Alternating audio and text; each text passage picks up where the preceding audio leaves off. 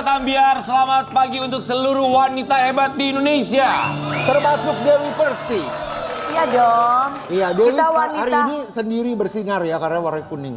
Kenapa nggak warna putih sih hari ini? Biar Kenapa kita emangnya seragaman. kalau aku kuning? Baju aku aku pun beda? ada sentuhan warna kuning. Kuningnya. Kenapa? Kenapa? Gak apa-apa. Kenapa?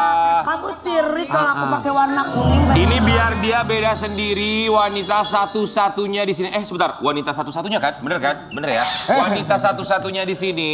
Ini juga menunjukkan kehebatan seorang Dewi Muria Agung. Kenapa bisa begitu sayang? Ya karena kalau buat aku secara pribadi, wanita hebat bukan hanya mereka yang bisa berdiri untuk dirinya sendiri, tapi wanita yang lebih hebat adalah wanita yang bisa membantu orang lain untuk berdiri bersama-sama. Orang yang dibantu pun juga harus tahu diri. Kalau udah tahu dibantu jangan tidur mulu, Ya, bangun. mulai curhat lagi Dewi Persik ya. Tapi buat Sobat Ambiar, kita tahu bahwa tentu saja dulu ada orang bilang pepatahnya begini, di balik pria hebat terdapat wanita yang kuat. Oh, itu jelas. Kalau menurut aku salah. Kenapa? Karena wanita hebat bukan di balik pria yang hebat, tapi berada di sebelah pria yang hebat. Partner. Setuju. Makanya kalau cari suami jangan mencari cinta, tapi mencari partner untuk hidup bersama. Betul. Kalau aku nggak cari cinta, Carinya apa? Cari apa? harta. Hei! Gimana? Pas dulu dong. Tapi itu setuju ya. Karena memang kalau Karena memang Laki-laki harta lah matre yang kau. bisa membuat kita bahagia. Ya buat Sobat Ambiar, untuk seluruh wanita di luar sana, Apa cinta? siapapun itu ya, mau punya pasangan atau tidak punya pasangan, kejarlah cita-citamu. Iya. Karena pada akhirnya tentu saja seorang wanita yang hebat akan menjadi panutan bagi putrinya. Betul. Dan juga putranya nanti kelak akan mencari wanita yang seperti Anda. kata siapa? Betul. Kata saya barusan. Betul. Oh berarti Kenapa? Tapi iya, wanita buah hebat tidak akan itu- mungkin jatuh jauh dari pohonnya. Jadi kalau anak kita itu pasti akan mencontoh ibunya. Iya. Ibunya pekerja keras pasti akan mencari Betul. seorang istri yang pekerja keras juga. Betul. Yang tidak menggantungkan kepada pria. Betul. Tapi kalau ciri-ciri wanita hebat sebagai ibu rumah tangga dia harus apa? Salah satunya dia tahu tanggung jawab sebagai seorang istri. Iya. Dan yang kedua Masak? seandainya... Masak nggak? Oh sudah pasti dong. Perempuan kalau harus. nggak bisa masak jangan jadi perempuan. Perempuan harus bisa masak, harus beres-beres, segala macam, pinter cari uang, pinter goyang, pinter segala macam. Pinter apa? Makanya kalau dapat perempuan yang seperti itu tapi disia-siakan, nggak bersyukur. Apakah tapi Peter Serang. maaf ya kalau buat aku sih aku nggak setuju. Kenapa? Karena buat Kenapa? aku kodrat perempuan itu cuman melahirkan, kemudian menyusui. Sisanya kodratnya perempuan dan laki-laki sama. Harus bisa melakukan pekerjaan yang sama dong. Dunia Ya kan? dalam Bagus ya? berita. Betul. Sayang, kamu jadi suami aku, kamu masak, terus kamu ngapa-ngapain aja, kamu minta gaji nggak? Udah gini Dewi, nggak usah ngimpi ya Wi. Soalnya aku benci banget sama kamu semalam. Aku telepon kamu semalam, tiba-tiba yang jawab begini. Nomor yang Anda hubungi sedang bahagia bersama orang lain. Ini menjelang apa nih? Menjelang perpisahan? Enggak. Masih terus kan? No, jangan gitu dong, aku jomblo, aku nggak punya siapa-siapa. Tapi buat Sobat Ambiar, kenapa kita membahas wanita hebat dari tadi? Karena Iya, tema kita betul. di pagi hari ini adalah Kumaha. Wonder Woman. Wanita-wanita hebat ya. Wanita-wanita kuat. Wanita kuat yang pertama didampingi dengan ibunda tercinta. Yes. Kenapa kita undang di pagi-pagi Ambiar? Karena beberapa waktu yang lalu ia sempat mengalami sebuah kecelakaan pesawat. Alhamdulillah ia selamat dan dia akan menceritakan bagaimana kronologisnya sampai dengan sekarang ia masih berdiri tegak karena kabarnya dibutuhkan belasan tahun supaya ia bisa kondisinya pulih kembali. Siapakah dia? Kita saksikan yang satu ini. Di pagi-pagi Ambiar kita hadirkan ini dia Laura Lazarus.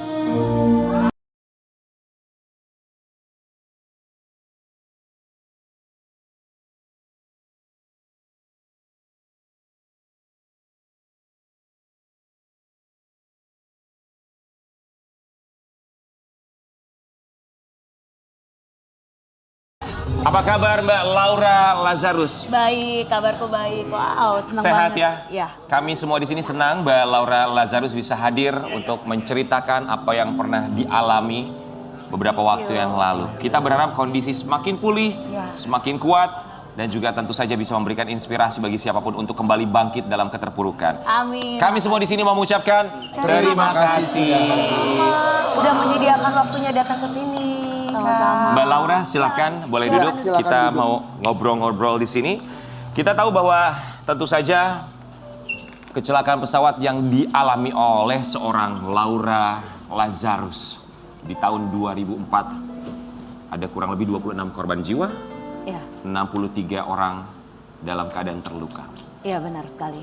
Mbak Laura Lazarus saat itu bekerja sebagai pramugari di maskapai tersebut. Betul. Bisa diceritakan sebelum terjadinya kecelakaan pesawat tersebut, itu rutenya dari mana ke mana dan apa yang terjadi sebelum kecelakaan? Iya. Ya, rutenya sendiri waktu itu dari Jakarta ke Solo. Jadi pada waktu pesawat mau mendarat, pesawat itu keluar landasan, nabrak pagar dan berhentinya tepat di atas kuburan. Oke, itu pada pukul berapa? Terjadinya pukul 6, 6 pagi. 6 pagi. 6 pagi. Ketika sebelum mendarat, ada yang bilang katanya bahwa masa-masa krusial ketika kita naik pesawat adalah 3 menit saat kita take off dan 3 menit sebelum kita mendarat. Iya benar sekali. Sebelum mendarat, apa yang dirasakan oleh para penumpang termasuk Mbak Laura? Terutama pramugarinya dulu kali ya, karena pasti kan ada dapat TRC dari kaptennya kan. Iya benar banget.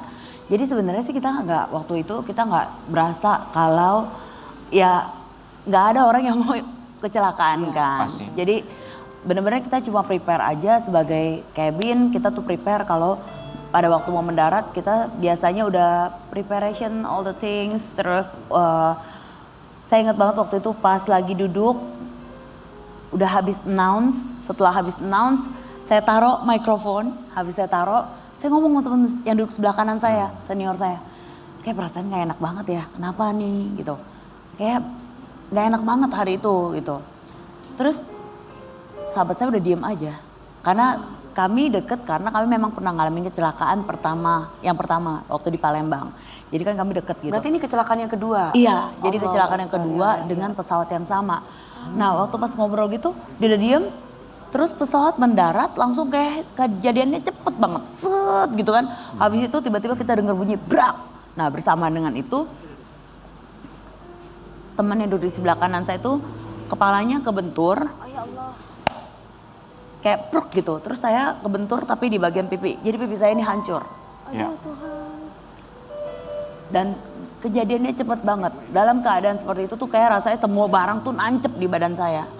Nah udah semua barang nancep di badan. Terus habis itu yang saya ingat lagi, pas berhenti, waktu keadaan berhenti saya nggak bisa bangun sama sekali. Jadi udah kayak brrrr, cepet. Habis itu saya nggak dengar apa-apa. Itu saya dengar orang teriak sakit tolong, sakit tolong. Nah waktu ngomong-ngomong sakit tolong saya berusaha mau bangun nih. Yuk mau bangun tapi badan nggak bisa karena badan saya tuh udah beratnya luar biasa. Nggak bisa. Berat karena apakah ada barang karena atau ada memang barang. keadaan tidak bisa mengangkat Emang nggak kondisi bisa fisik? ngangkat, emang nggak bisa ngangkat. Baik. Terus udah gitu ternyata badan saya, tubuh saya itu ditemukan di bawah reruntuhan sayap pesawat. Ya Allah. Oke. Jadi sebelumnya belum ada warning gitu Mbak? Nggak ada. Jadi tiba-tiba kan kalau misalkan pesawat itu nggak stabil otomatis biasanya dapat informasi dulu dong, enggak? Enggak. Karena ini memang posisinya sudah mau mendarat Iya, ya. jadi memang kita semua tuh udah prepare mau mendarat. Gara-garanya apa itu teh? Maksudnya kendalanya Memang apa? semuanya berkaitan cuaca, memang semuanya lah. Semuanya memang ya harus terjadi Ya, kecelakaan. takdirnya. Ya. Mbak Laura saat itu sebagai flight attendant, sebagai pramugari, posisinya berada di mana? Apakah berada di paling depan Atau di di tengah atau di depan. belakang? Di depan kayak Di Paling depan. Paling depan. Baik. Kemudian ketika Mbak Laura akhirnya sadar melihat penumpang yang lainnya, bisa diceritakan seperti apa kondisinya? Kalau lihat sih nggak bisa, cuma dengar doang gitu. Penumpang merintih sakit tolong, sakit tolong. Dan itu benar-benar waktu itu ya, kalau misalnya ditanya keadaan saya waktu itu, perasaan saya tuh benar-benar tersiksa sekali gitu. Karena kan memang seorang tugas pramugari adalah memang harus membantu dan menolong penumpangnya. First thing first ya, hal Iya. pertama ya.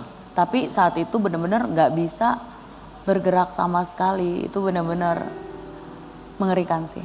Oke, Mbak Laura sempat ada apakah firasat Iya, sebelum sebelumnya. hari itu terjadi kecelakaan? Firasat beberapa hari sebelumnya.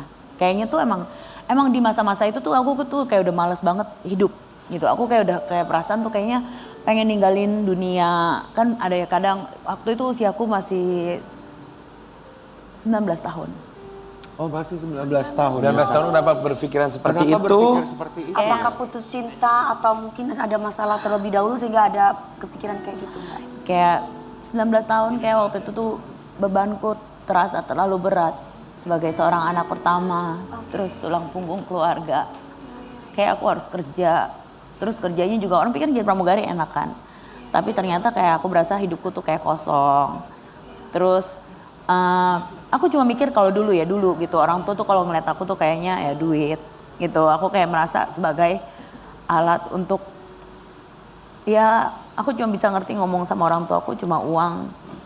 Jadi kayak aku ngerasa hidupnya kosong, bener-bener kayak ngerasa nggak tahu tujuan hidup, nggak tahu mau kemana gitu. Jadi kayak aduh bosan banget ya hidup ini ya gitu. Tapi ternyata ya nggak begitu gitu. Justru dari apa yang terjadi sama aku ini, dari kecelakaan ini malah memutarbalikkan.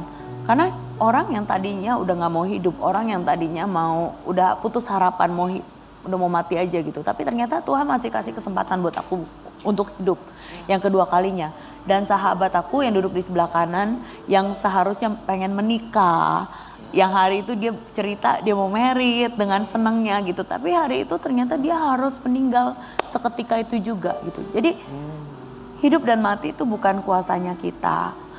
Jadi kalau saat ini kayak kita ngerasa udah males hidup, udah down, selama kamu masih ada nafas, itu tandanya masih ada kesempatan untuk kamu mengerjakan banyak hal yang bisa kamu lakukan.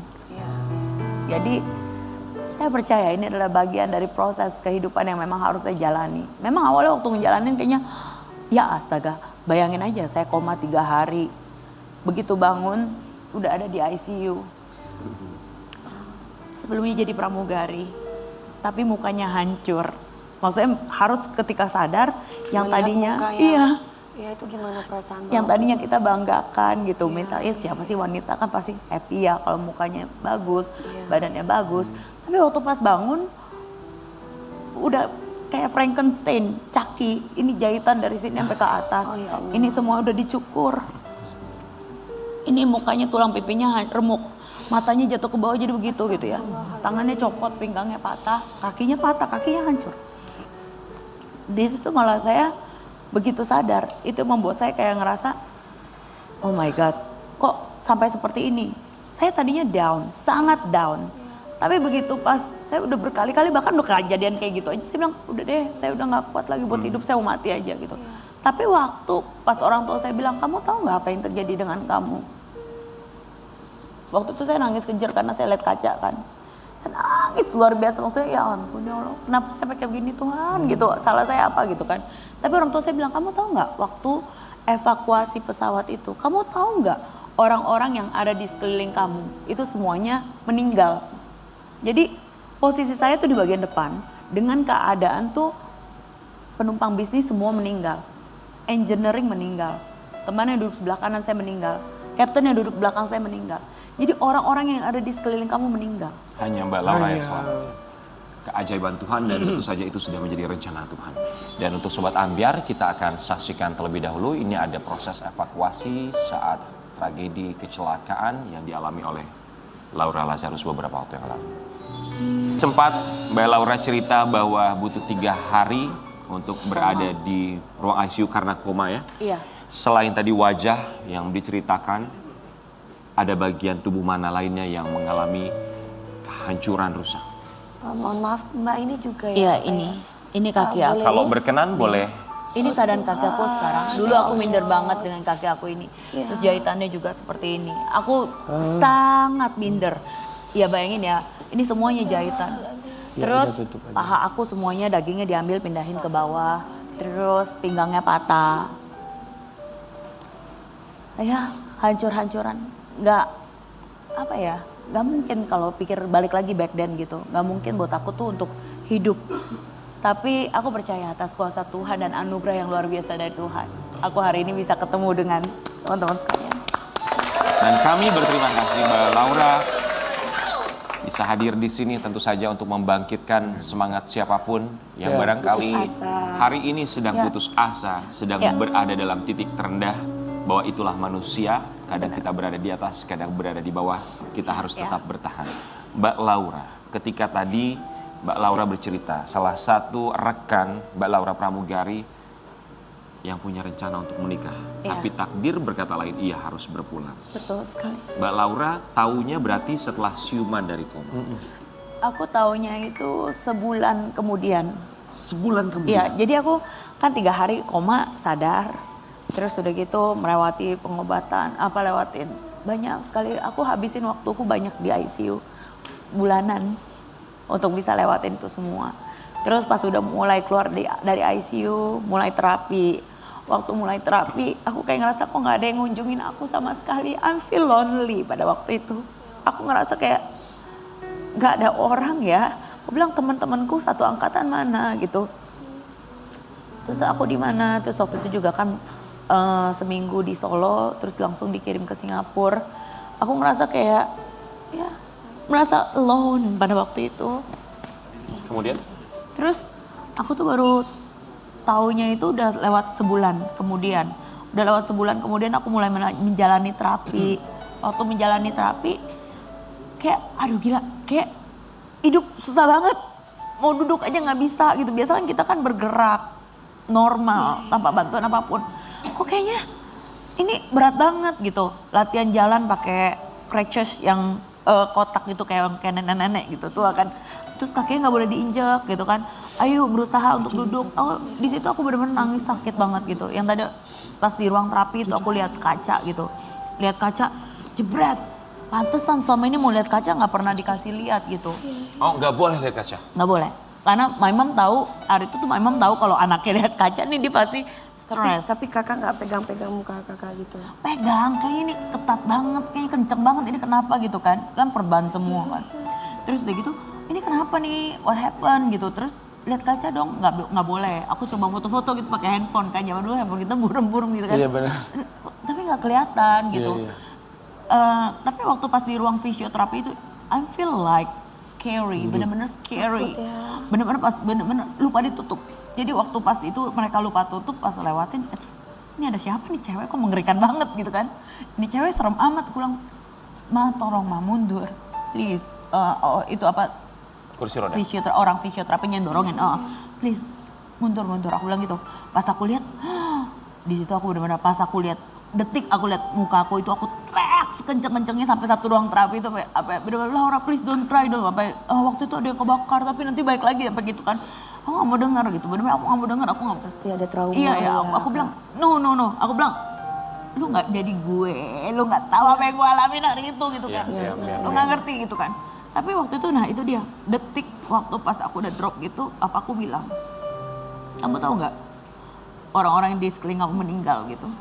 Itu yang bikin aku kayak ya ampun tega banget gitu kan, maksudnya kok hidup begini amat gitu. Nah di situ detik itu waktu pas ngomong gitu aku malah semakin terpukul sih. Aku semakin terpukul, tapi hari itu memang aku diizinkan gitu untuk nangis berhari-hari gitu. Pasti. Untuk akhirnya orang psikolog datang ngajak ngobrol 3 kali lah.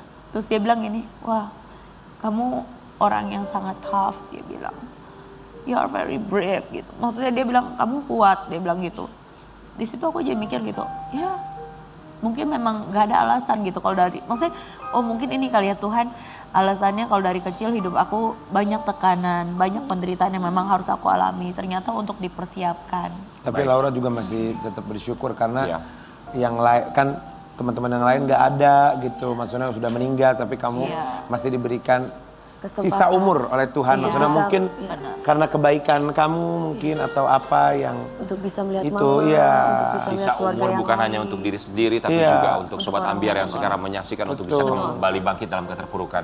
Tapi Laura, Iya. siapa orang yang bisa memberikan kekuatan begitu luar biasa untuk seorang Laura Lazarus? Of course, aku punya. Orang selalu nganggap aku hebat, orang selalu nganggap Iko kamu kuat ya. Tapi di balik aku yang bisa berdiri tegak selain karena Tuhan dan juga karena aku punya mama yang superwoman. Dia selalu nemenin aku dan dia tidak pernah nganggap aku anak yang cacat. Setiap kali aku mau netes air mata, dia selalu sibuk duluan. Dia pindahin badanku ke kursi roda, dia dorong-dorong gitu ke kursi roda. ibu itulah ibu ya. mamaku Jadi yang mama luar kamu. biasa. Laura Lazarus, boleh kita berdiri? kita akan hadirkan ini sosok yang memberikan kekuatan luar biasa bagi sang putri menerima apa adanya, memberikan dorongan dan juga semangat untuk bisa bangkit kembali. Di pagi-pagi ambiar, kita hadirkan ibunda dari Laura Lazarus, Mama Fani. Halo Ibu. Selamat pagi. Silakan. Selamat pagi Mama Fani. Kami ucapkan terima kasih banyak bisa hadir di pagi-pagi ambiar. Silakan. Boleh dipeluk mamanya. Tiap hari berantem kita. Jadi ini adalah super mom kamu. Iya, ini superwoman yang luar biasa. Mama udah berkaca-kaca loh. Gimana bulu matanya, Mi? Mama Fani, kami tentu saja mengucapkan terima kasih banyak karena sudah membesarkan sosok yang sangat luar biasa, menguatkan hatinya, menguatkan jiwanya sehingga bisa berbagi untuk siapapun. Kami semua di sini mengucapkan Terima kasih Mama. Mama Fani silakan, boleh kita duduk Silakan, bersama Mama Fani. Laura. Kita tahu tentu saja setiap orang tua berharap yang terbaik bagi anaknya. Betul. Bahwa kalimat take care, safe flight Ya, adalah satu kalimat yang begitu powerful sekali. Sahih. Mama Fani ketika tahu pertama kali kabar kecelakaan pesawat yang di dalamnya ada putri tercinta, mendapat kabar dari mana? Pertama kali dengar ada terkejut, tapi yang lebih terkejut lagi saat Laura usia 3 tahun tuh udah meninggal. Maksudnya? Sebelum kecelakaan yang parah, di saat usia 3 tahun dia sudah meninggal. Dinyatakan meninggal? Ya, Karena? demam berdarah terlambat, saya bawa ke rumah sakit. Karena waktu itu ekonomi rumah tangga kami ngedrop sekali. Papi stuck usahanya bangkrut. Terus habis-habisan begitu Laura lahirin hancur semuanya, rumah tanggaku hancur semua, rumah apa semua harta habis. iya. Jadi dengan kabar yang pertama, maksudnya pas dikasih kabar, Mami udah agak sedikit lebih kuat ya, Mam ya? Jadi setidaknya itu kejadian bukan hanya sekali. 3 tahun dia meninggal. Pertama kali kecelakaan pesawat itu juga roda depan patah itu masuk ke dalam lumpur 7 meter itu. Saya udah ibarat kita pernah kebentur yang sangat perih. Kita berdoa sama Tuhan, kuatin hati aku. Jadi parah apapun kabar yang mengerikan tuh aku siap asal engkau jagain aku. Mama Fani saat itu kali pertama mendapat kabar kecelakaan pesawat dari mana? Apakah dari televisi atau ada yang mengabarkan secara langsung kepada Awal pertama saya dengar itu adiknya nonton TV. Kan waktu itu rumah tinggal kami juga sudah tidak layak lah tinggal di rumah Taman Mertua Indah. Jadi tidak seluas yang itulah. Jadi ada di atas, jadi nonton TV dia bilang, Mama cepat naik lihat TV. Kenapa itu pesawat kakak itu mengalami kecelakaan? Terus? Jadi akhirnya saya bilang bukan kali karena kakak berangkat kemana nggak bilang. Cepet demam katanya pesawatnya itu lagi mengalami musibah. Saya masih nggak langsung lari cepet naik lihat TV. Cepet-cepet saya berdoa. Tuhan kabar ini nggak benar Tuhan. Kuatin hati saya, kuatin Tuhan. Hanya ada engkau aku kuat. Jadi begitu dilihat TV, oh gitu hancur. Walaupun hati kaget tapi masih Berusaha menenangkan sendiri. Ya. Iya. Wow. Tapi Mama sudah punya pikiran nggak bahwa Laura meninggal atau ada feelingnya seorang ibu kan biasanya? tidak, Tidak ada firasat itu ya? tidak. Baik, sampai akhirnya Laura dibawa ke rumah sakit, kemudian juga Mama Fani yang selalu menemani. Bagaimana cara Mama Fani bisa menguatkan putri tercinta, sementara kita juga yakin bahwa hati seorang ibu pun hancur melihat kondisi anak seperti itu. Saya hanya komunikasi dengan di atas. Saya tidak melihat di rumah sakit itu di ICU itu banyak dokter, banyak apa pada ambil tindakan. Iya. Tapi yang pusat fokus saya cuma bagaimana anak ini harus diselamatkan. Mukanya robek, betisnya bolong, semua urat-uratnya pada keluar gitu, darah mengalir sana sini. Badan pun cocok kayak ada karung beras cocok-cocok, jadi ngalir semua kasurnya itu darah semua ngalir di lantai. Cuman di otak saya bilang Tuhan, aku bicara sama Tuhan aja. Tuhan, hanya Engkau yang bisa menghidupkan anakku. Aku tidak mampu. Aku tidak bisa punya apa-apa pun. Hanya Engkau yang nitipin saya nih anak biar kau selamatkan. Iya betul. Tuh. Gitu aja. Kan pastikan Kak Laura kan nangis mulu, Ma, ya kan seperti ceritanya beliau. Ketika melihat Kak Laura nangis, apa yang Mama ucapkan buat Kak Laura, Ma? Jangan nangis, bangun. Air mata nggak bisa nolong kita. Kita harus bangun kuat. Dengan kuat bangun semangat kita, semuanya akan cepat sembuh. Saya mau Luar bertanya biasa. sama Mama Fani. Pernahkah Mama Fani menangis tapi tidak di depan Laura? Sering mungkin. Sering banget. Saya malah nangisnya di saat Tuhan tolong mujizat itu muncul di mata saya. Itu yang saya nangis berteriak-teriakan. Tapi soal anak nangis saya nggak gitu parah. Yang waktu pengobatan itu dia lagi lihat cermin itu dia teriak satu rumah sakit, dokter panik semua lari itu di Itu baru Singapura. Itu Mama saya nangis. nangisnya gini. Kau baru saat ini lu sadar hancur. Awal Mama lihat pun udah hancur tapi kuat. Aku kuat. Mama di saat menjalankan perawatan di rumah sakit ini kan begitu lama. Sementara tadi kan memberitahukan ke kita kalau biaya atau ekonomi di saat itu pun tidak baik. Siapa yang membiayakan selama berbulan-bulan bahkan Pengobatan. Apakah pengobatannya ada tanggung sampai jawab dengan dari fisioterapi maskapai sampai penerbangan? dengan selesai. Ya, Semua itu sudah diatur sama yang di atas dan penerbangan juga saat itu tolong sekali. Perusahaan itu tolong. Kalau nggak ada perusahaan udah ya Tuhan lah nomor satu lah. Semua diatur. Baik. atas kemampuan Ada pertolongan. Ya, ada pertolongan. Tapi tentu saja di luar itu semua dibutuhkan support system seorang ibu yang selalu menguatkan anaknya. Laura, Ya. boleh dipegang tangan Mami. Jangan dong kita. Sebenarnya. Laura mau bilang apa sama Mami?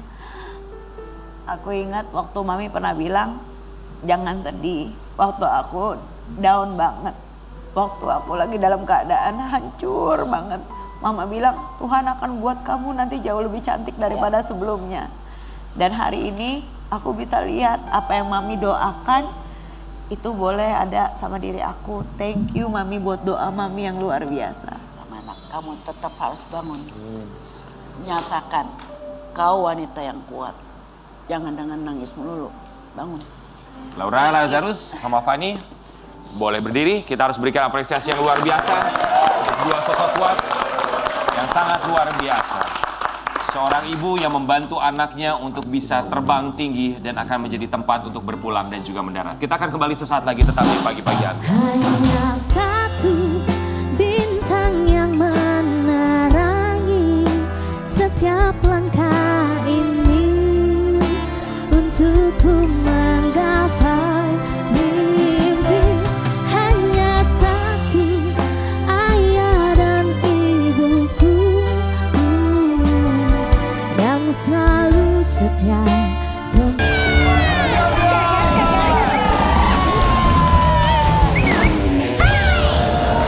Sobat Ambiar, kita akan hadirkan Wonder Woman berikutnya.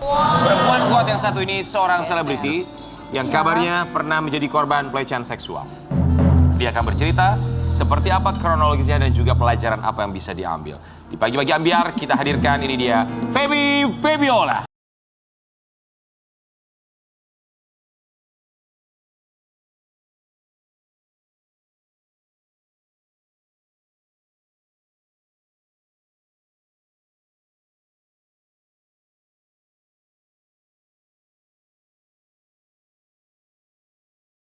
Tik seperti biasa, tidak ada yang berubah dari seorang Feby Aku Febiola. banget loh sama kakak dari dulu, ya ampun. Iya.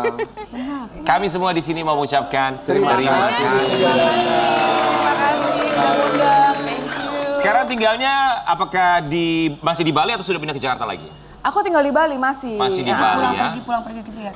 Pulang pergi aja. Terima kasih sudah mampir ke sini ya. Sama-sama. Dan kita mau kasih lihat buat Sobat Ambiar Ya. di rumah, ini dia seorang Feby Febiola yang kabarnya Wow. pernah menjadi korban pelecehan seksual. Mudah bagi siapapun untuk menjadi korban pelecehan seksual ya. Iya. Untuk seorang Feby Febiola, boleh diceritakan kronologi kejadian ketika menjadi korban pelecehan seksual? Iya, ini mungkin pelajaran juga buat kita semua ya. Walaupun ini kejadian udah kayak beberapa tahun yang lalu, cuma ini kayaknya harus di-share karena ini buat peringatan ke kita bagi cewek-cewek ya gitu. Jadi waktu itu aku lagi ada acara di sebuah mall di Jakarta. Dan itu mallnya itu udah hampir tutup. Maksudnya udah mau closing gitu kan. Aku ke toilet, ya kan. Aku ke toilet, emang waktu itu suasananya sepi banget. Karena udah mau tutup itu kan. Aku ke toilet, aku buang air kecil. Buang air kecil. Nah kebetulan toiletnya itu atasnya itu setengah kebuka gitu tau kan modelnya Rata-rata gitu ya Kak. Iya gitu kan. Terus sehabis aku buang air kecil, aku kayak feeling ngerasa kayak ada seseorang yang kamera di atas gitu kan. Aku nengok, aku ngelihat kayak ada yang narik tangan ke bawah gini. Terus aku kayak langsung aku mikir, wah ini pasti di sebelah nih lagi ada yang ngerekam. Aku gedor pintunya. Aku gedor pintu di sebelah, dia nggak buka-buka pintu. Aku teriak, aku bilang keluar sekarang, saya tahu kamu ngerekam gitu kan. Terus dia kayak pura-pura lagi muntah-muntah gitu. Aku bilang jangan pura-pura muntah, keluar. Dia buka pintu, dia lari. Dia lari sampai ke lobi. Udah dong kejar-kejaran lah ya, kejar-kejaran gitu. Sampai di lobi ada security langsung ditangkap kan. Kenapa nih, kenapa gitu. Saya bilang, Pak buka handphonenya. Saya bilang gitu, buka sekarang juga handphonenya. Udah kan, dia buka handphonenya dan ternyata di dalam folder video handphonenya itu dia banyak memvideokan perempuan-perempuan lagi di toilet umum. Wow. Oh itu mah kelainan kali ya. Betul. Masa orang pipis di videoin? Lalu setelah itu diamankan oleh pihak security? Iya diamankan oleh pihak security.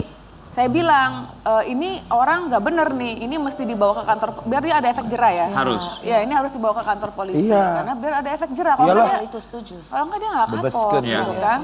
Ya udah dibawa ke kantor polisi, diproses. Nah sepanjang proses itu, dia telepon ibunya. Ini masih muda. Umur berapa kira-kira? Umur berapa kira-kira menurut Waktu Kakak? itu dia masih kuliah. Dia kuliah di sebuah universitas swasta di Jakarta yang sebetulnya nggak jelek, universitasnya bagus gitu ya. Aku juga agak kaget ternyata nih anak kuliahan gitu, bukan orang sembarangan lah istilahnya, berpendidikan lah gitu kan. Iya. Ibunya datang, bapaknya datang, adik-adiknya datang, minta maaf. Minta maaf. Terus dia cerita, dia bilang anak saya nih nggak bandel. Anak saya ini baik gitu, bahkan orangnya tuh diem, tertutup, gitu ya, Kak. kalem gitu. Makanya itu jadi begitu. Lalu setelah keluarganya datang, apa yang terjadi? Setelah meminta maaf, apakah Mbak Feby langsung memaafkan atau proses hukum terus berlanjut?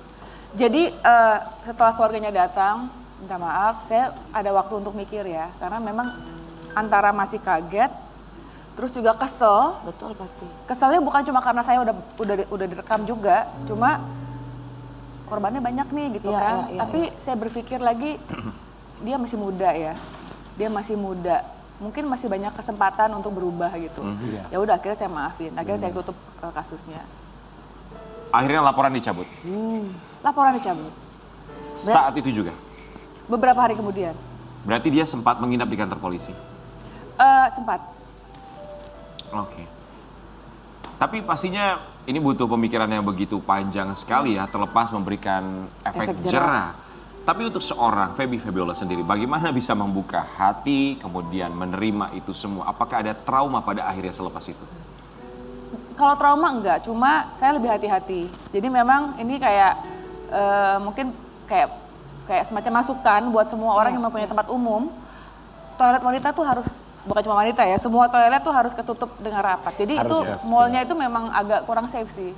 Tapi memang kalau untuk toilet perempuan emang harus lebih tertutup sih biasanya pintunya, jangan Dan selain meletet-meletet. itu hati-hati takutnya ada kamera tersembunyi yang kecil Iya, gitu. suka ada atau aja apa, emang iya. iseng-isengan Kadang orang. kaca pun bisa kelihatan kita berkaca padahal itu di situ ada kamera. Bisa begitu juga. Iya. Cuma kalau menurut saya pribadi ya, Iya. kalau kayak ada kaca itu kan butuh usaha lebih gitu kan. Betul. Niat lebih. Jadi memang orangnya juga pasti mikir 2 kali lah kalau untuk taruh kamera, menyembunyikan kamera itu kan Ya. ada usaha gitu. Tapi ini kan it's so easy gitu. Gampang banget tinggal begini. Tinggal Iya, gitu. benar. Iya, tinggal Iseng. masuk. Ya, kalau misalnya kayak kamera tersembunyi apa kan, ya sekali lagi kita berdoa ya supaya kita dilindungi gitu. Cuma itu butuh agak effort lebih gitu. Pasti. Dan mau ngapain juga gitu, maksudnya nggak ada kerjaan ditaruh di dalam kamar mandi, di toilet, di kelainan kamarnya. ya. Iya, Mbak Feby Febiola, Mbak Feby kan seorang selebriti yang artinya punya kekuatan untuk speak up. Tapi banyak juga di luar sana korban pelecehan seksual Yang yang takut tidak untuk bisa speak speak up, dia takut untuk bercerita. Bahkan banyak juga kejadian bahwa korban pelecehan seksual justru malah menjadi korban bullying, kemudian Yes. mendapatkan asumsi negatif dari orang-orang sekitar. Apa tanggapan Mbak Feby untuk mereka yang pernah menjadi korban pelecehan seksual tapi tidak berani untuk speak up? Speak up, harus speak up. Kalau misalnya nggak berani, mungkin sebelum buka ke publik, mungkin bisa ke Komnas Wanita, bisa. Ya. Terus juga banyak sekali, saya juga punya banyak teman yang apa istilahnya, dia tuh kayak semacam mediator gitu ya. Ya, banyak yang juga mereka lakukan itu atas dasar bukan uang gitu, bisa apa namanya, secara free gitu kan. Iya. Banyak banget yang seperti itu gitu. Atau mungkin cari pengacara bisa untuk awalnya, untuk bisa mengadu, biar kita juga sebagai orang yang istilahnya kurang paham sama hukum gitu, tapi kita pengen speak up. Karena sebenarnya kenapa penting untuk speak up, supaya ini menjadi pelajaran buat semua. Dan gitu tidak kan. ada kejadian terulang ya, bagi Betul. siapapun itu, bahwa pelaku tentu saja akan berpikir berkali-kali lipat untuk melakukan hal serupa. Yes. Oke, untuk seorang Feby Febiola, apa yang ingin disampaikan untuk mereka di luar sana yang pernah menjadi korban pelecehan seksual? Yang pertama, kalau sudah pernah menjadi korban pelecehan seksual, jangan takut. Jangan takut untuk lapor, jangan takut untuk bicara, jangan takut untuk mengambil sikap, karena kita bicara bukan atas nama kita bicara atas nama semua perempuan gitu. Yes. Jadi itu jadi pelajaran buat, biar ini jadi sebuah pelajaran buat semua wanita gitu kan. Harus berani speak up ya. Baik, Iya. terima kasih banyak untuk Feby Febiola. Siapapun itu buat sobat ambiar di rumah yang pernah, dan kami berharap tidak ada lagi yang menjadi korban pelecehan seksual, agar berani setidaknya berbicara. Kalau tidak berbicara kepada misalnya pihak berwajib, tapi setidaknya punya teman-teman tempat untuk bercerita, supaya mereka juga bisa memberikan masukan tentunya ya. Dan berbicara mengenai seorang Feby Febiola, kabarnya dia juga pernah hidup di kos-kosan. Ini yang kita baru tahu faktanya seperti itu. Kita kasih lihat artikel yang satu ini, boleh diceritakan nggak sih? Masa sih seorang Feby Febiola pernah tinggal di kos-kosan? Hidup susah saat tinggal di Bali. Feby Febiola sempat tinggal di kos-kosan kecil. Masih ingat pindah ke Bali saat itu tahun berapa? Pindah ke Bali itu tahun 2016. Tahun 2016. Apa sih alasannya? Alasannya waktu itu Jatuh cinta. kita pingin, kan habis merit tuh ya, habis merit terus kita pingin suasana baru gitu. Tapi nggak emang kenapa ngekos sih kan, tinggal-tinggal Kak? ngekos? Oh, ngekos. Emang kenapa sih tinggal di kos-kosan? Kayaknya heboh banget ya. Enggak Enggak, masalah, aku juga enggak pernah. masalah. Aku juga pernah tinggal di Aku pernah di kos-kosan. kos-kosan. Kalau Iya, kos-kosannya 10 juta ya nggak masalah juga. Enggak juga. Enggak, aku Enggak 750. Enggak, kalian Kamu pernah? Pernah. Kalian pernah tinggal di kos-kosan ya? Iya. Pernah aku. Sorry, aku sih enggak. Kalau dasar dia levelnya punya Aku kos. pernah loh 500.000. Apa Kalau 500 aku ribu? 750.000, zaman dulu ada AC-nya, kalau nggak ada AC berapa? 500.000. Naik. 750. Lu berapa sekarang? 500.000 naik 7,5. Sesusah naik itu karena 500.000 Iya. Masa Zaman sih? dulu. Aku di Roxy, guys. Aku juga pernah di daerah Setiabudi, Jakarta Selatan. Pertama kali aku pindah ke Jakarta, aku nggak punya uang. Almarhum papa aku yang bayarin aku kosan 1 tahun pertama. Oh, kalau aku nggak pernah sesen pun sama orang tua. Kalau Semua, aku tuh semua. pertama kali kosan tuh daerah Permata Hijau. Oh, sombong. Sombong banget lu nggak kos Permata Hijau. Pondok Indah, lu Roba Eli. Permata Hijau. Pasti kos-kosannya dibayarin kan. Iya tentunya. Mbak Feby coba ceritain dong. Kan sudah bersama dengan suami. Maksudnya keinginan seorang wanita ketika Iya. menjadi seorang istri pastinya punya tempat Tempat tinggal. tinggal. Atau Iya. paling nggak dikontrakin lah gitu loh, Kak.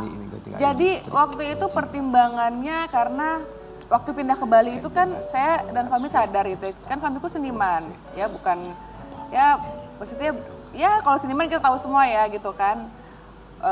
Kita juga kita hitung-hitungan nih, kalau kita pindah ke Bali otomatis kan akan ada yang namanya transisi hidup, ya nggak sih? Pasti. Ya kan, transisi hidup gitu. Jadi ya ini uang yang kita punya nih nggak boleh dihambur-hamburkan gitu kan, kita harus benar-benar bisa ngitung gitu. Mbak, saya mau tahu. Kos-kosan di Bali saat itu berapa per bulan? Pertama itu kita, aduh aku udah lupa ya berapa Itu ya? sekamar doang ya, Kak? Sekamar lah kos-kosan. Berarti nggak Ya kalau 2 kamar bukan suami istri, Wi.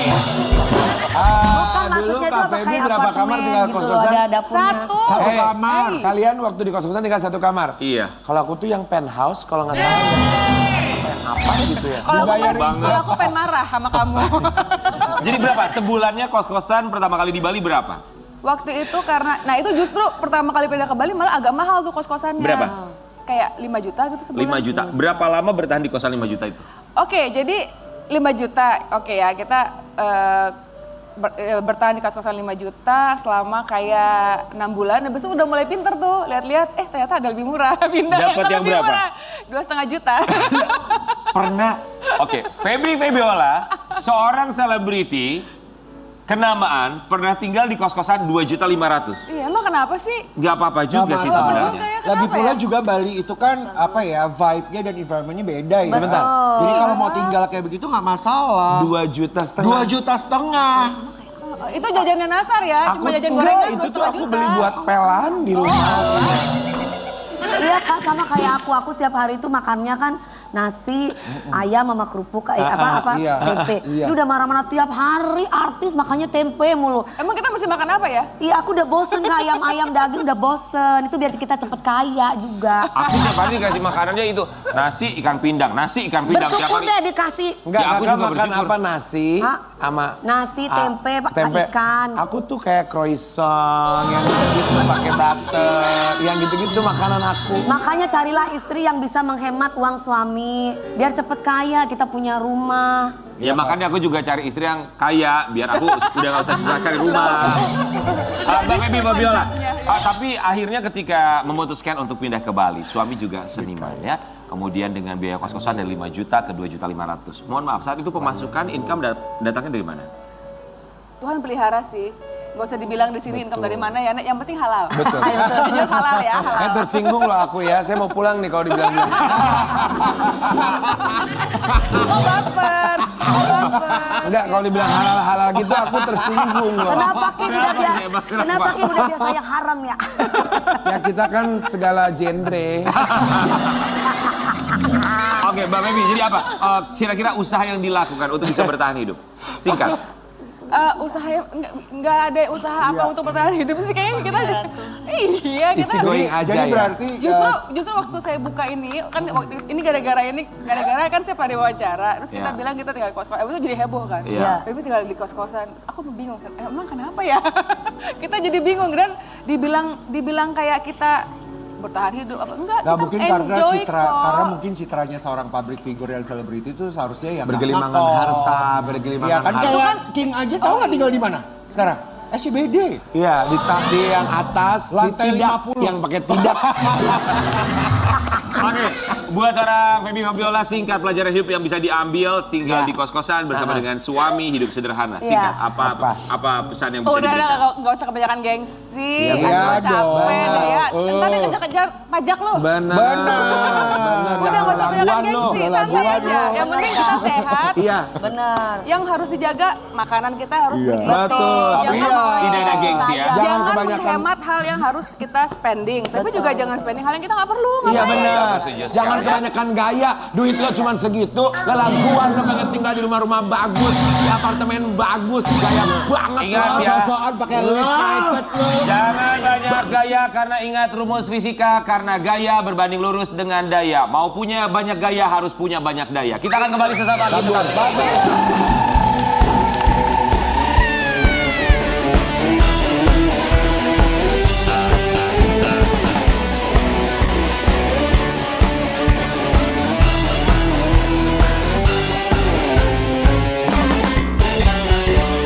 Sobat Ambiar, kita akan hadirkan bintang tamu berikutnya, seorang selebriti yang merupakan Wonder Woman juga, seorang penyanyi sekaligus juga pemain film yang kabarnya dia pernah mengalami syaraf kejepit. Ya, di pagi-pagi Ambiar kita hadirkan ini dia Sheryl Sheinafia.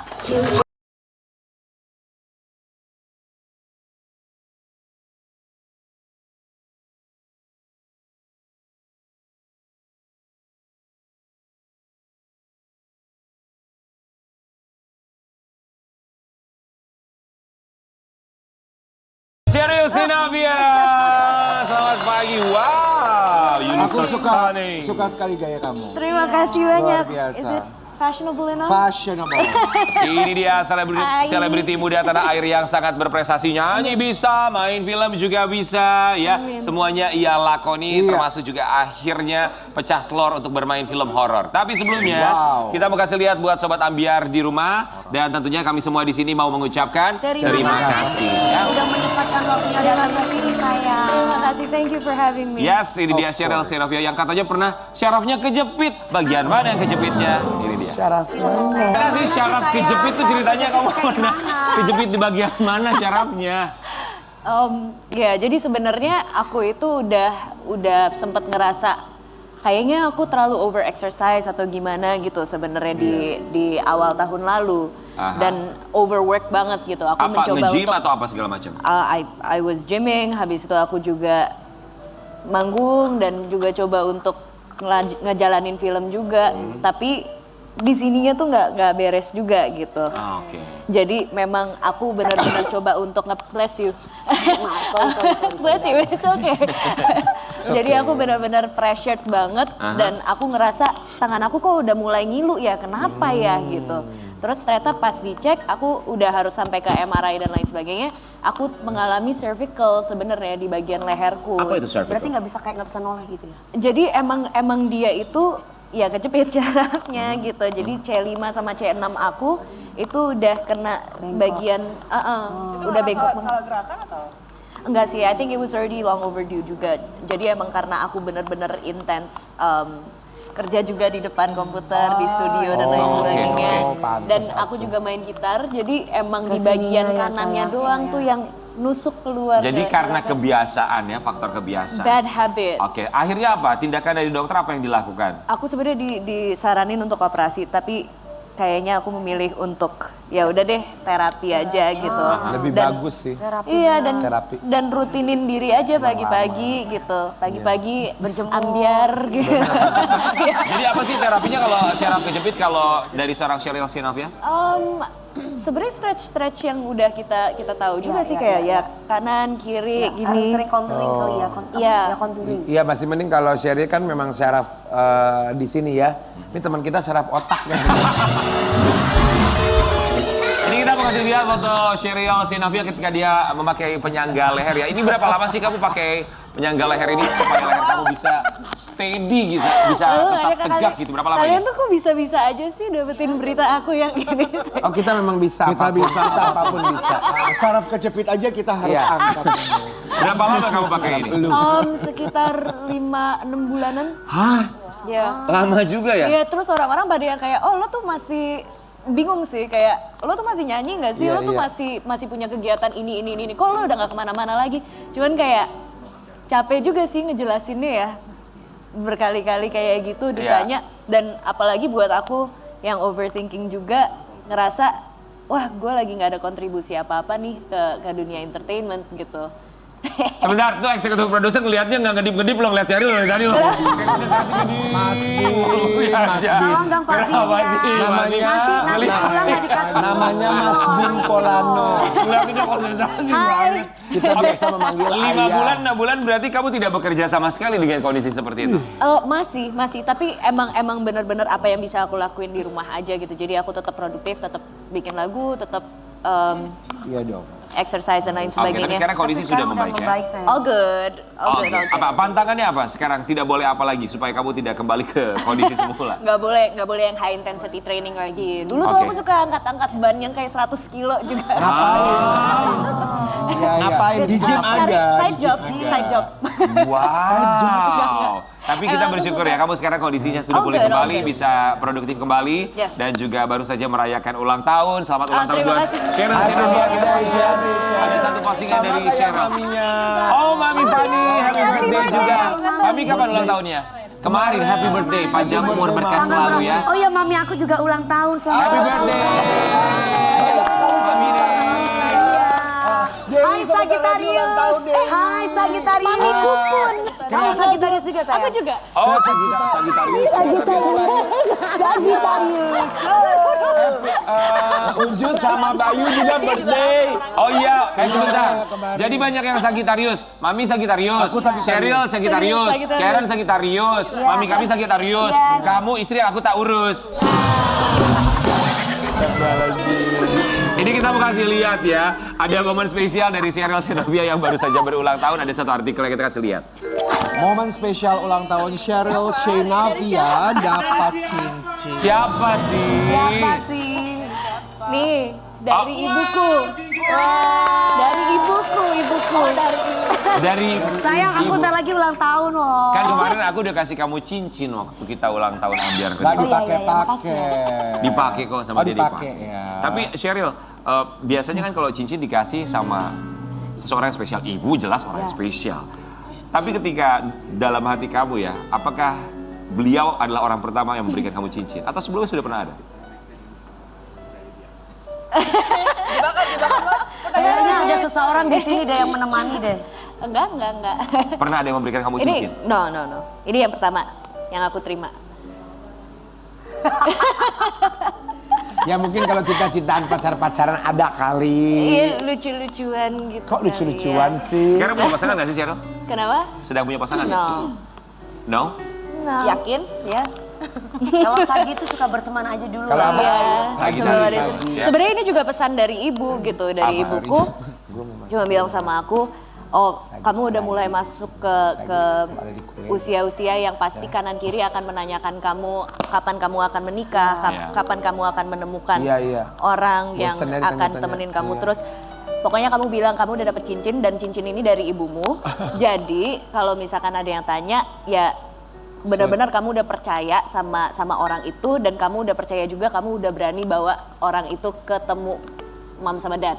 Jadi you don't have to feel pressured, you don't have to rush, take your time. Yes. It's all a process. Nikmati semua prosesnya, kita berharap kamu bisa mendapatkan yang terbaik, bukan dalam waktu yang terburu-buru, tapi waktu yang terbaik ya. Dan buat Sobat Ambiar, tentu saja waktu terbaik akan datang kepada siapapun, termasuk bintang tamu kita berikutnya, di mana kita tahu prestasinya begitu sangat luar biasa sekali. Karena menjadi finalis Putri Indonesia, termasuk juga yang satu ini banyak sekali keahlian dan juga skillnya. Di Pagi-Pagi Ambiar, kita hadirkan ini dia, Putri Ayudhya.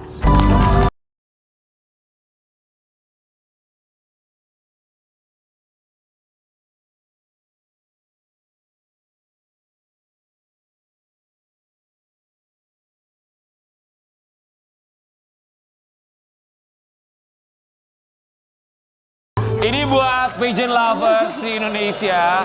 Kalau Sobat Ambiar adalah pageant lovers pasti tahu lagu yang tadi diputar Iya, itu betul. biasanya ketika momen finalis Putri Indonesia sedang berjalan. Ya kan? Kakak cantik sekali hari ini. Kemarin kakak kan tomboy pas dateng. Iya. Hari ini cantik sekali. Sekarang pakai rok memang. Putri Ayudhya, kami semua mengucapkan Terima kasih. Udah menyempatkan waktunya datang ke sini lagi. Aku yang terima kasih diundang lagi, seneng banget. Putri Ayudhya pernah menjadi finalis Putri Indonesia perwakilan Betul. dari DKI 2. DKI 2. Oke, sebentar. Tolong opening number Ya, coba. Putri Ya, Ayudhya ya ampun. DKI 2. Silakan. Hah, ini pakai jalan? Iya Yes. dong. dong, Kak. Jalan Ya, masa dari terbang, situ, kan? langsung post di sini dan opening number. Bener-bener ya ini, bagi-bagi Ambiar tuh mesti siap. gitu. Sobat Ambiar, ini dia perwakilan dari DKI 2, Putri Ayudhya. Putri Ayudhya DKI 2. Wow. Zaman dulu banget. Nah, kalau dulu kan waktu Mbak Putri DKI 2, sahabat kita DKI 3-nya. Oh, ini DKI. Gue. Ya, lu dari mana? Bukan, dia bukan DKI 3, Dari mana? DKI dan sekitarnya. Kita mau lihat buat Sobat Ambiar, ini dia Putri Ayudhya, perwakilan DKI 2 untuk Putri Indonesia. Ini dia. Lu besar Putri Indonesia dan juga Putri Intelijensia ya. Nah, Kak Putri tuh mukanya itu wanita-wanita Indonesia banget. Putri, aku bingung sama kamu ya. Putri Indonesia pernah, host adventure juga pernah. Sekarang mau bermain film horor. Sebenarnya tuh passion kamu tuh, keinginan kamu, kecintaan kamu lebih besar kemana sih? Seni peran. Seni peran. Ya. Belajar pertama kali seni peran dari siapa? Aku ingat banget yang ada guru gitu dulu waktu SMP, ada namanya Kak Abbas. Sekarang masih ada nggak dia? Dipanggilnya Kak AB gitu. Nggak tahu sekarang, kayaknya di dunia entertain juga. Cuma kami lama banget nggak ketemu. Beliau adalah guru teater kita yang secara kolektif anak-anak ngumpul. Kayak kita mesti cari guru teater deh gitu. Terus anak-anak bikin ekskul. Nah, aku ikutan tuh di situ zaman SMP. Sampai sekarang tiba-tiba berapa waktu yang lalu aku lagi promosi film. Terus beliau kirim komen. So kayak gue tahu nih siapa gitu kan. SMP itu kan berarti berapa belas tahun lalu lah gitu ya. Jadi excitementnya besar banget, tahu bahwa ternyata sekarang juga semua kegiatanku berkisar di dunia seni peran, menyenangkan banget sih. Aku sekarang ngajar seni peran, jadi pembicara soal seni peran, terus jadi aktor gitu. So this is Wow, a gift, what a blast. your dream come true ya. Yes. Dan kita tahu kamu bahwa pernah mendalami juga menjadi host adventure. Ada momen yang paling menegangkan gak sih yang pada awalnya kamu ragu untuk melakukan ini semua tapi oke, I did it gitu. Oke, ragu sih enggak karena kayaknya ibuku yang lebih rajin ngikutin dunia entertain dan ngerasa kayak Mbak keren banget kalau kamu ikut ini Mbak gitu. Gimana caranya ya gitu? Secara dulu anak rumahan. Jadi dulu waktu ada casting di sini sebenarnya casting buat anchor. Terus tiba-tiba ditawarin, terus tapi sempat jadi anchor sekian tahun setelah dari Jejak Petualang. Oh, tapi cocok gitu. sih. Terus di situ ditanyain gimana bisa nyetir sekitar rumah aja gitu. belum pernah nyetir yang jauh gitu. Terus pernah diving nggak aku nggak bisa diving. Pernah naik gunung nggak pernah. Jadi aku nggak pernah ngapa-ngapain gitu. Tapi I was thinking it was my first time untuk berani bilang bahwa gini Mas, saya belum pernah pergi jauh dari rumah karena aku lumayan anaknya kupu-kupu ya, kuliah pulang, terus iya, zaman dulu banget ya istilahnya Mbak. Nah, tapi aku bilang waktu itu, but I'm a fast learner dan aku berani, aku mau belajar. Jadi kalau memang aku dikasih kesempatan ini, just try me. Mencoba hal baru ya. Wow, inspirasi ya buat kita ya. Sampai akhirnya bisa duduk di sini, bisa berbagi juga untuk kita semua. Dan kabarnya Sheryl Xenopia dan juga Putri Ayudhya ada satu hal yang mau dibagikan untuk Sobat Ambiar di rumah karena mereka punya sebuah proyek baru. Kita kasih artikel yang satu ini ya. Iya, artikel baru lagi baca. ya. Sheryl Xenopia dan Putri Ayudhya bakal bikin ngeri film Tumbal Kanjeng Iblis. Itu judul serem banget. Ini film terbaru, genrenya jelas horor ya. Berperan sebagai siapa Sheryl di sini? Siapa yang jadi iblisnya? Karakternya namanya itu yang harus dilihat. Jadi aku namanya Tia di sini. Dia sebagai dia sebagai pemeran yang sangat berani dan dia mencoba untuk membuka misteri dari sebuah tempat yang dia kunjungi karena ingin mencari kakaknya sebenarnya prosesnya. Dan tempat yang dia kunjungi ini adalah sebuah kos-kosan yang dimiliki oleh ibu di sebelah saya ini. Putri Ayudhya. Betul. Oke, berarti kamu di sana sosoknya tokohnya menjadi ibu kosan. Ibu kosan. Oke. Tapi emang tempatnya itu tuh sangat Angker gitu ya. betul, sangat misterius. Misterius ya. Iya.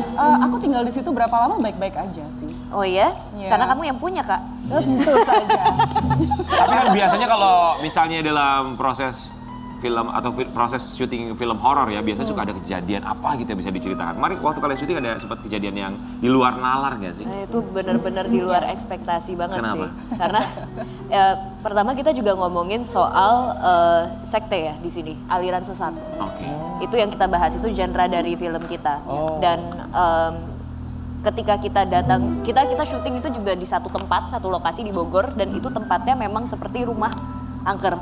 Tapi itu di minggu pertama tuh seperti lama-lama udah 2 minggu di situ, wah ini rumah emang angker. Karena kejadian ke aku, Angker kan saya. kejadian ke beberapa teman, iya. Apa misalnya seperti apa? yang lebih Kesurupan jelasnya kah, gitu. atau apa kak? Kesurupan sih kita alhamdulillah kayaknya nggak Tidak lihat, ada ya? lebih ke nggak lihat, kita Iya, nggak Kak, tahu gitu. nggak tahu. Cuma memang Sheryl yang paling lama ada di sana, yang di kamar mandi Betul. kayaknya ada orang, ada suara terus gitu, dia buka Ketrek-ketrek, nggak bisa iya. berkali-kali Oh my gitu. God. Tapi Terus ternyata sampai diliatin dari jauh, aku mau masuk ke kamar mandinya, tiba-tiba kosong. Tapi aku ngeliat ada kaki jalan gitu di bawah. di balik tuh ada. pintu gitu ada. Aku tahu. Oke. Dan kamar mandi itu deket banget sama ruang talent gitu, jadi kayak sebelahnya. Tapi emang lagi kosong. Jadi ada kejadian-kejadian seperti itu ya. Tapi Sheryl sama Putri boleh cerita nggak sih secara singkat ya? Karena kita tahu sekarang genre film horor begitu marak sekali dan peminatnya juga begitu banyak. Apa yang membedakan film horor yang satu ini dengan yang lainnya secara singkat? Oke, Tumbal Kanjeng Iblis ini ceritanya tadi udah disampaikan soal sekte Ya. dan memang kita bisa melihat dari point of view orang yang ada di dalam sektenya. Karena kita udah tahu ini kan sebenarnya dekat banget sama Indonesia ya. Pesugihan, buat panjang umur, buat cantik terus menerus, buat Limit honor tuh ganteng memang gitu. ada ya, Kak? Memang ada gitu. Iya. Dan kali ini mungkin kalau kita suka bertanya-tanya itu kayak apa ya? Caranya seperti apa ya gitu. Pelet. Nah, salah satunya gitu. Pelet. Kayaknya ada dendam tersembunyi Ya, gitu. karena memang lagi bikin dendam Nyi Roke. Oke, lalu Bikin pelet. Jadi memang ceritanya buat aku yang menarik adalah karena kita bisa melihat dari sudut pandang Pelet. orang yang berada di dalam sektenya. Tapi ini bukan tutorial ya teman-teman, jangan diikutin. Dan Oke. nggak semuanya bener juga gitu. ini akan Namanya tayang. fiksi. Ini akan tayang kapan? Tanggal 22 Desember sudah mulai ada di bioskop-bioskop yang kamu inginkan. Jadi nanti bisa nonton bareng-bareng, mungkin ajak teman persekteannya yang lain gitu ya buat nonton. Oke, 9 hari lagi akan tayang di bioskop 9 kesayangan hari ya. lagi.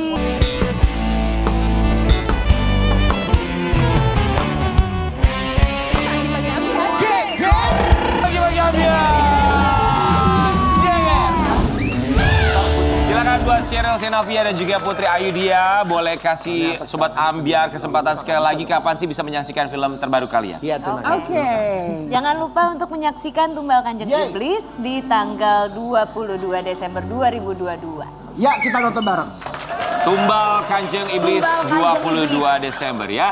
Kami ucapkan terima kasih banyak untuk semua bintang tamu kita, para Wonder Woman, perempuan hebat, wanita Luar hebat. biasa. Terima kasih banyak Mama Fani, terima kasih juga Laura, Menginspirasi Feby sekali, Febiola, sangat Putri Ayudhya dan juga Cheryl Senavia. Kami semua di sini mengucapkan terima kasih. Buat Sobat Ambiar di rumah, jadilah seperti mereka, wanita-wanita hebat. Ingat, wanita hebat selalu bertindak tepat dan selalu punya tempat. Kita akan kembali besok di Pagi-Pagi Ambiar. Geger!